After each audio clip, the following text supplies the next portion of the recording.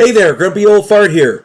Be sure to check me out over on Rumble. There you'll find all of my stuff from YouTube, plus my political and social commentary and weekly current events, which YouTube frowns on.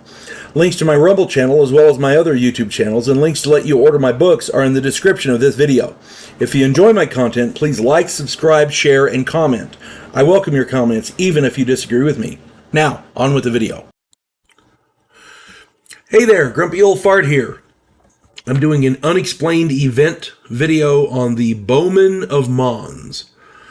On August 22nd and 23rd, 1914, the British Expeditionary Force in World War I occupied the small Belgian town of Mons. They were trying to repulse the quickly advancing German forces. The Germans outnumbered the British 3-1, and by all rights, the British had no chance. The best they could hope for was to delay the Germans so that the French could better prepare to defeat them. So they were fighting a delaying tactic, as it were. The British held the town for over 48 hours until they were outflanked and forced to retreat. This was a pivotal point in the First World War. What is not widely known is that to cover the retreat of the British Expeditionary Force, they may very well have had a little bit of help. An account was published in newspapers at the time of phantom bowmen alongside the spirit of St. George helping the British at Mons. Soldiers on both sides, British and Germans, saw a long line of humanoid shapes glowing in the moonlight, firing arrows at the Germans as the British retreated. Unconfirmed reports indicate that the Germans actually did report similar stories. Evidently, many of the British asked St. George for help, and St. George may have sent help in the form of longbowmen from Agincourt. One German field medic reported treating wounds which may have been inflicted by arrows. There were no arrows in the wounds, but he said they didn't look like bullet holes. They looked more like arrow wounds, puncture wounds. According to the witnesses, the phantom longbowmen stood resolute in the face of withering German fire and loosed flight after flight of arrows which decimated the front ranks of the German soldiers.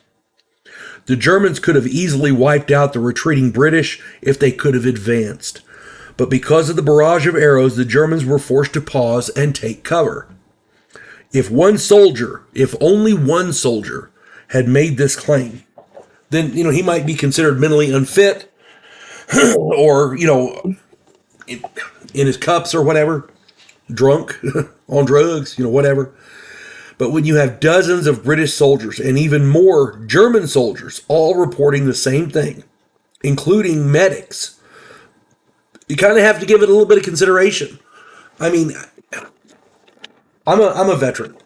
I've spent time with people who were in firefights and who actually fought mostly in Vietnam. A couple of them in Korea. But the point being, when you're in a situation like that, the vast majority of soldiers, and I don't care what their religious beliefs were at the time, but when the thing started, at some point, the vast majority of them are going to find God. There is an old saying, there are no atheists in foxholes. Now, that being said, I can absolutely believe that some of these British soldiers would be praying for help as they retreated, knowing they're putting their backs to the enemy, and the enemy can easily advance and kill them. Okay? When prayer is your only recourse, you pray a lot. I know that from personal experience on other issues. But that being said, who says prayer can't be answered?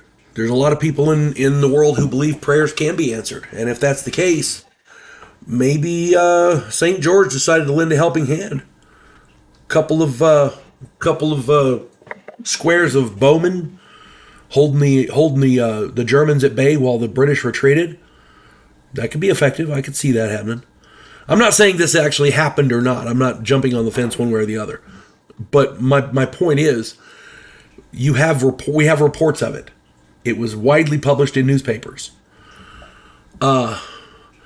I can see the upper echelons not knowing anything about it, because if you're a lower field officer and you get handed a stack of reports, after the fact reports, and you're reading through them and they're, well, okay, ghosts with bows helped us fight. I'm going to put that over there. I'm not going to send that up the line. You see what I'm saying? I can see that happening. But as I said, it was widely reported in newspapers, and to date, as far as I know, nobody's refuted it. So there you go. The Bowmen at Mons. Ha. You folks have a good one. God bless one and all. There is a house in New Orleans where the monsters all hang out. When the police detective, who happens to be a skinwalker squirrel, uncovers a plot by a paranormal perpetrator, he has to enlist the aid of his fellow housemates. If you enjoy a modern, quirky take on historical mythology, check out my new original novel, The House Off Farrago Road.